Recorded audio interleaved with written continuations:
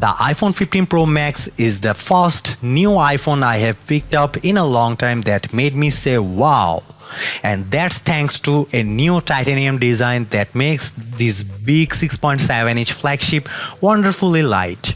Apple also managed to trim the bezels while making the phone shorter and narrower, resulting in a big screen beast that doesn't feel that big.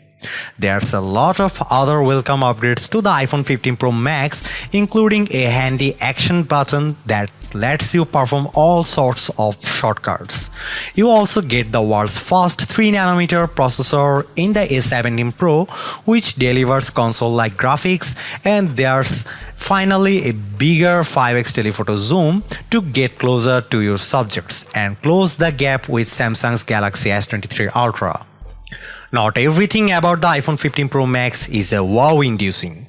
At $1,199, the device has a $100 higher starting price than the last model. And while it's nice to see a USB-C port and an end of Lightning, the charging is still relatively slow. So is the iPhone 15 Pro Max the best phone yet? I'll go over all the pros and cons in this in-depth iPhone 15 Pro Max review.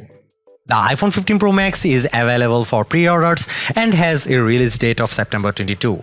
The starting price for the iPhone 15 Pro Max is $1,199, which is $100 more than the iPhone 14 Pro Max, making it the most expensive iPhone ever. Fortunately, that price includes 256GB of storage, which is double the standard amount in last year's flagship.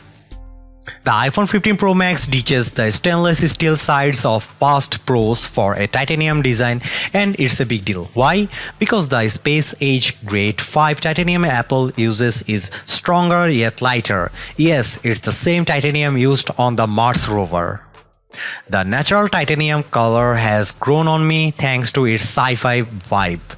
The blue titanium is nice as well. You also can pick up the phone in silver titanium and black titanium. The iPhone 15 Pro Max weighs 7.8 ounces compared to 8.5 ounces for the iPhone 14 Pro Max. I really notice the difference when I have the phone in my hand and in my pocket. The new Pro Max is also more compact, measuring 6.29 by 3.02 by 0.32 inches versus 6.33 by 3.05 by 0.31 inches for its predecessor. So while the new iPhone is a tad thicker, it's easier to use with one hand. It's the first big screen iPhone that doesn't feel like one. The iPhone 15 Pro Max feels better too because of its contoured design. The edges are rounded and less sharp than the last 14 Pro Max, so they dig into your hands less. The bottom edges houses the new USB-C port, which is way overdue, but it's still welcome because you can charge your iPhone, iPad and MacBook with the same cable.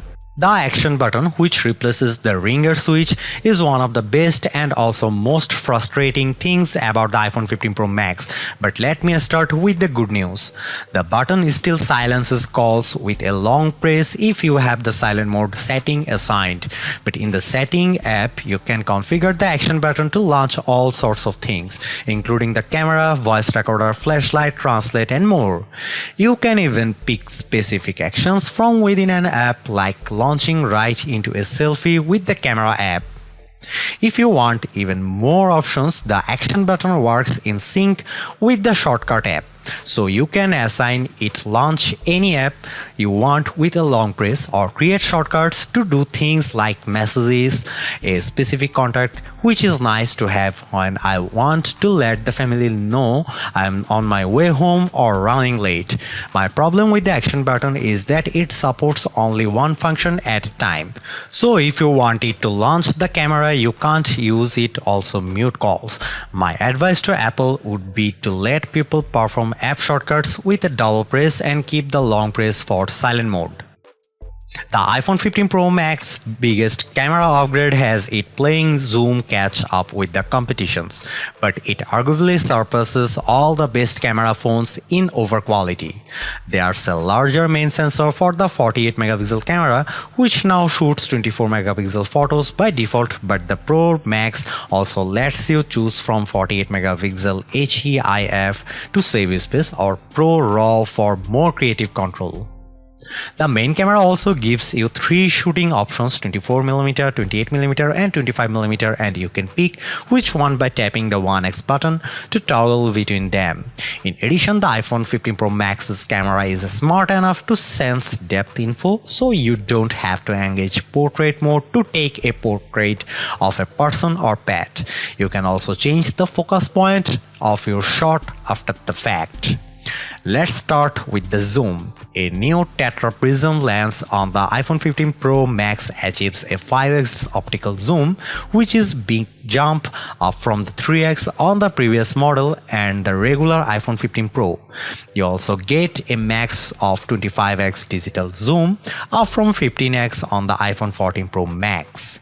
In our side-by-side testing the Galaxy S23 Ultra, the iPhone 15 Pro Max delivered a sharper and warmer picture at 5x, but at 25x digital zoom, the iPhone's shot has more noise and less definition than Samsung's. What impresses me the most is the iPhone 15 Pro Max night mode performance, as you'll see in these comparison shots. Last but not least, the iPhone 15 Pro Max's ultra-wide camera gets a modest upgrade with a new anti-reflective coating. It does a great job handling the sun coming in from the left side of the frame with a nice gradation of colors in the blue sky, and both the wooden posts in the foreground and the building on the right look sharper. The warmer color profile might not be for everyone though. The iPhone 15 Pro Max actually isn't just an iterative upgrade for a change. You get a stronger and lighter design from titanium that makes a big differences in everyday use, as well as a smart replacement for the ringer switch in the action button. Based on my camera testing, the iPhone 15 Pro Max arguably offers the best photo quality around, especially in low light, and the bigger 5x zoom is a great upgrade I have been waiting for, even if the digital zoom could be a bit sharper. Add in the powerful A17 Pro chip for next-gen gaming, USB-C port and super long battery life, and you have the best iPhone money can buy. Yes, the iPhone 15 Pro is good, but I'd rather have the longer endurance, bigger screen and smaller zoom.